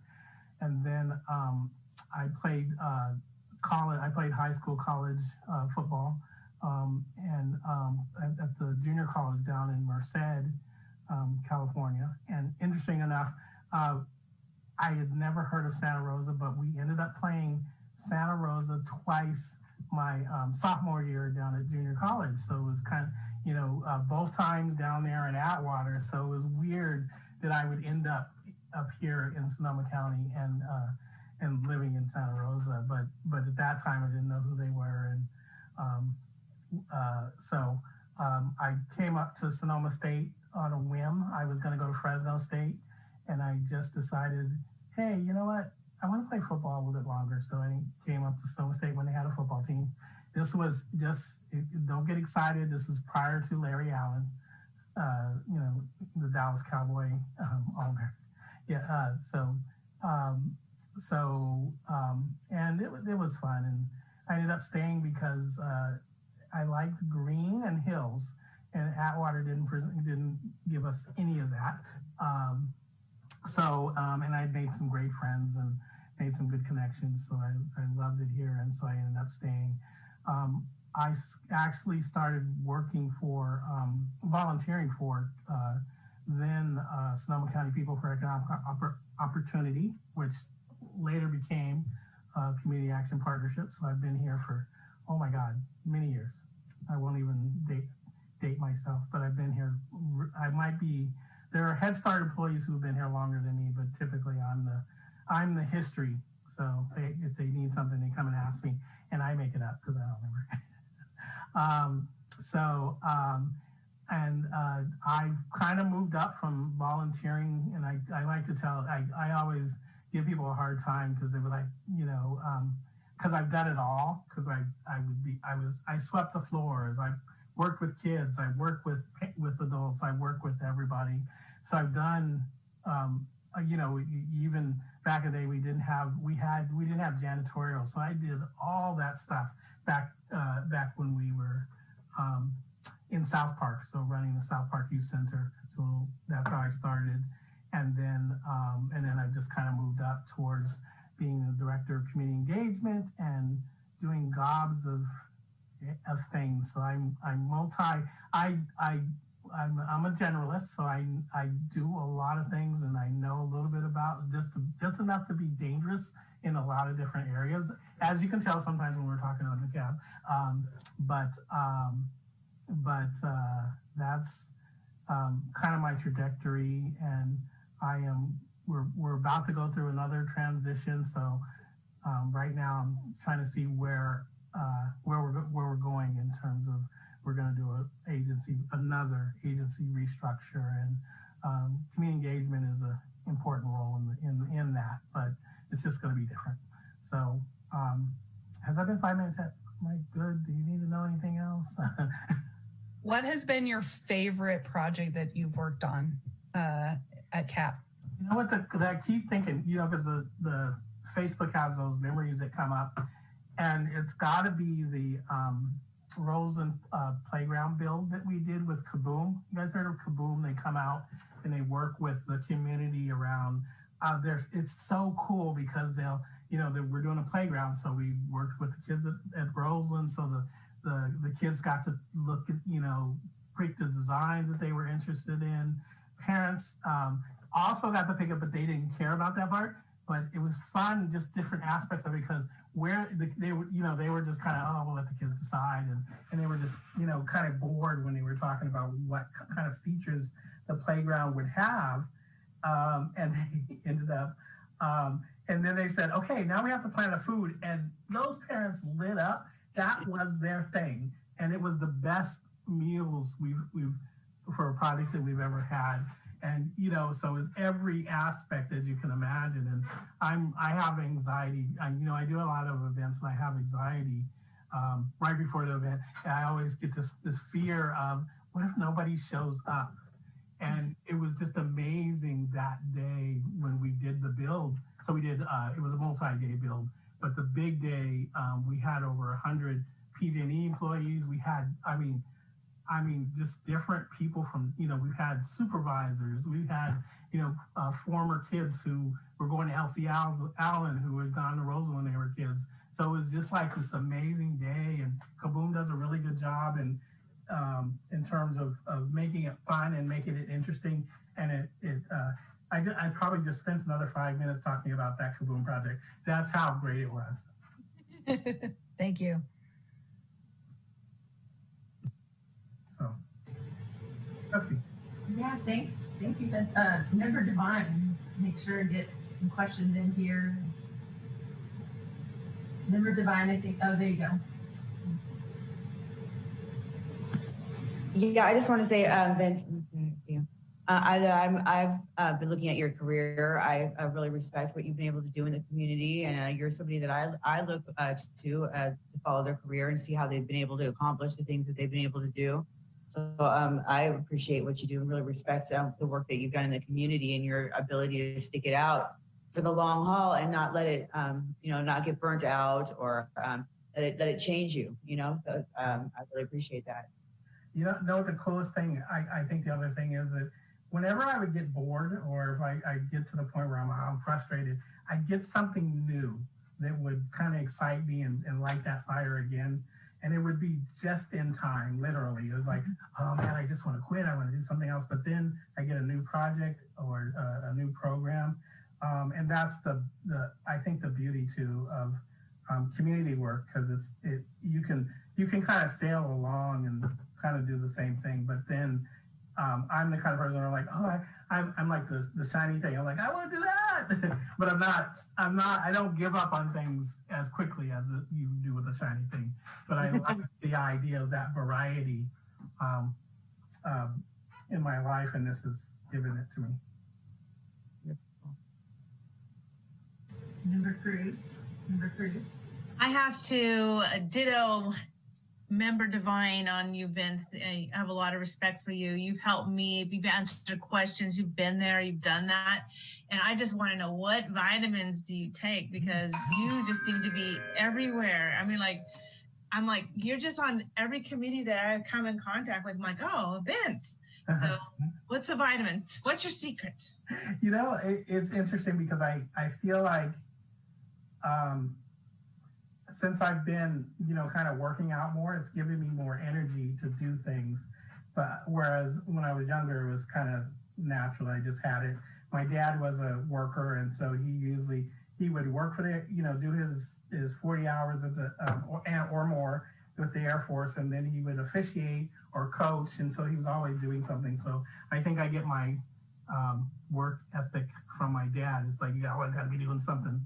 So I don't know if it's any vitamin, but also I think it's a lot has changed since I've been exercising more. I feel better about myself, and it puts me, it's like I always, I'm always looking at my watch going, okay, I'm only at 6,000 steps. I got to get 10. So I setting those goals and doing them, and then just I'm interested in community. So sometimes I'm not the best at certain committee placements, but I know that I need to be there. So I figured it out. And I got a clone. One. Chair Barnett. So I just have to say, aside from Vince being incredibly humble, if you look up the word perseverance in the dictionary, there's just going to be a picture of C. Vince Harper. Because what you don't talk about is a lot of the stuff that you've accomplished is multi-generational now. Yeah. And that your dig leaders are now, you're working with their kids, but their parents, and your Posada events. You've got, the parents that you work with at one point were kids that were in your program. And I think that is one of the biggest testaments to everything that you do and everything that you touch, is that you are one of those pillars, I can't even say pillar. It's like you are literally a foundation that huge programs and multi-generational results-based programs are now built upon. And I think that is an incredible testament to you, and that you do this with just this complete humble, and so I'm very, very grateful that I, 1, get to know you, and 2, get to serve on a board with you, and 3, I get invited to all of the different things that you do, minus 2020. But the fact that even in 2020, you still came through, and that your organization programs, you shine, right? No, in a time when everybody was like, there's no hope, and it's like Vince Harper's like, hold my beer, I'm going to show you what can be done under the worst circumstances ever. Please continue to tell me it can't be done. And I think that's one of the things, is that your perseverance is one of the things I admire the most about you. Yeah, thank you. I almost gave up at one point during 2020, because I was like, I'm a community person. What do I do during this COVID stuff? And, I was like, I'm going to sit home and twiddle my thumbs. But it eventually it just came out of it and said, let's do a caravan. Let's do a parade. Let's do, whatever it was we decided to do. And I think it helped me feel that need, even though it's been a miserable year. A little bit need a little bit. I still miss a lot of it. So thank you, everybody. I have a quick question. What does the next 5 years look like? I'm very, I talked about the restructure, and I feel like that we're going to a new model called the whole family. And so I'm very interested. The other thing that I really like to do is start new things. And I don't need to to live with them the whole time. But if I can get something started, it lights my fire. So I think we have a 3-year plan in terms of in doing that. And then I wanna not work so much, and I wanna ride my bike more. I wanna exercise. I wanna just, and then there's some trips I wanna take. We're talking about doing a Mexico trip as soon as COVID's over, and just kind of thinking about kind of exploring the world more. I'm not getting any younger. That's great. I so love all of your stories. I have been fortunate enough to get to hear and see you at different places. And last year around this time, you were on a panel and you talked a little bit about your mom. And you mentioned earlier your dad. And if it's okay with you, if you can share that bit about your mom and how the two of you are connected in the work that you do. I would love for you to share that if that's possible. Yeah. And I just. Yeah. I love that finding that connection. So I like I said, I've worked for this agency for a number of years. My mom was always doing stuff in the community. So I think I tell you, my dad on the workaholic side, but my mom was the community side. So she did a lot of that stuff. And for years, I would drive her down to she worked at the senior center, and I would drive her down there when I was 16 and just to drop her off and take the car to school. And but I never knew, the details you don't think about when you're a teenager. So all these years, she's been giving. And she actually, right before she died, she came up here, and I was doing, I was doing a tour of our building and talking about what I did. And it turns out that my mom worked for a community action agency when she was, I'm at I don't work for Head Start, but our agency runs a Head Start. So her first kind of job at a high school was working for Head Start. And she literally was one of those founding people when Head Start it was just starting as a program. And she was they were doing it all outreach into the community. And so she was one of those people. And then that senior center that I talked about was a community action senior center.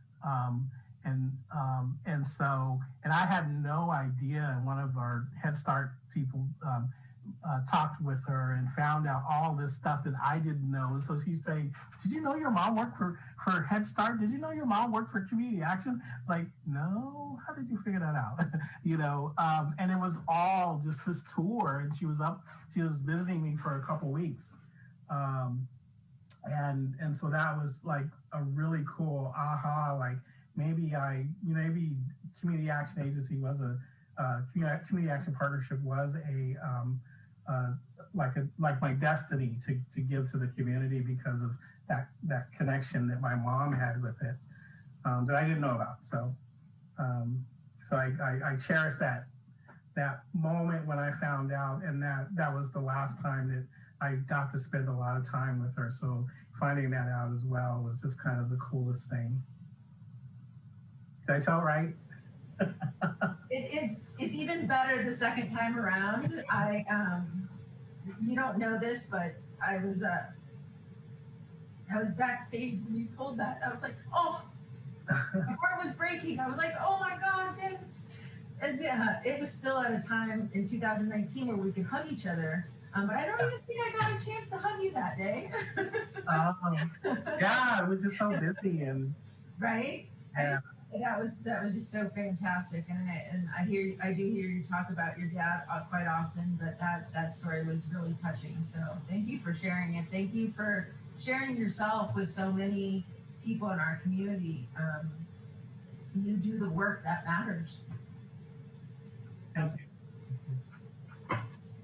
And you matter. And how how can we move on from that? Okay. So it's the holidays. It is now after 8 o'clock. We've got to get going here. It is agenda. Oh, do I actually do public comment? There are no hands raised for public comment. Thank you. And thank you for still being with us, our host and our co-host. Oh my gosh, the secret sauce right there. Agenda item number 7 is future agenda items. And going down this list, can I just read this off right here? It is CAB mentorship program, possibly in January 2021. The community empowerment plan goal 1 reporting, including report that includes the listening session data, maybe in February 2021. Remember, those dates are not steadfast. And then Sonoma County Commission on Human Rights reports, that's to be determined. All of these next ones are the South Park Neighborhood Community Building Group, neighborhood/community building group.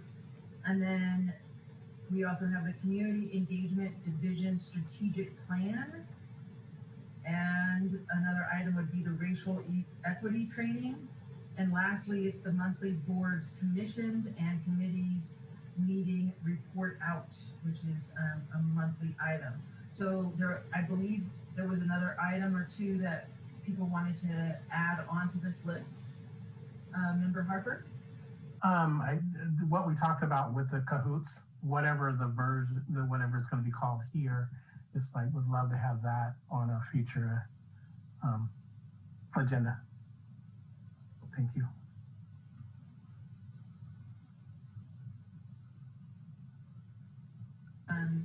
Was there another one or any others that people want to mention at this time?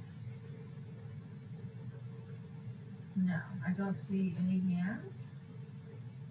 Oh no, Chair Barnett.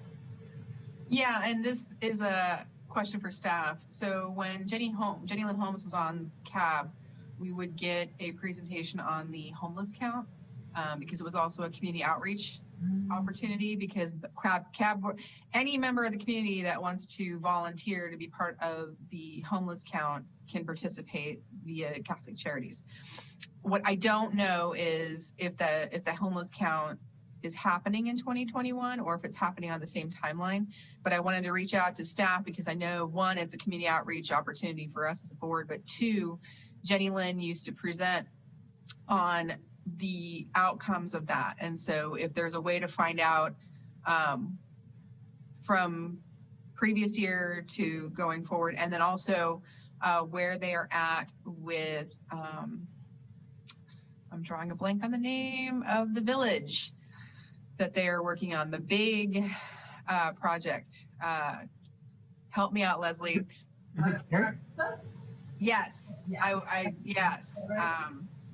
That would be my other question, but not having Jenny Lynn on the CAB, but those 2 pieces, I think, 1, I think that they're significant for us because there are going, it's just something that aligns with our board, and 2, the village, I think, is going to be a significant one for neighborhood outreach and something that we might be talking about with future planning. So those are my 2 requests. Great. And Member Devine. I had the hotels that have been that were purchased. I was wondering if an update on that.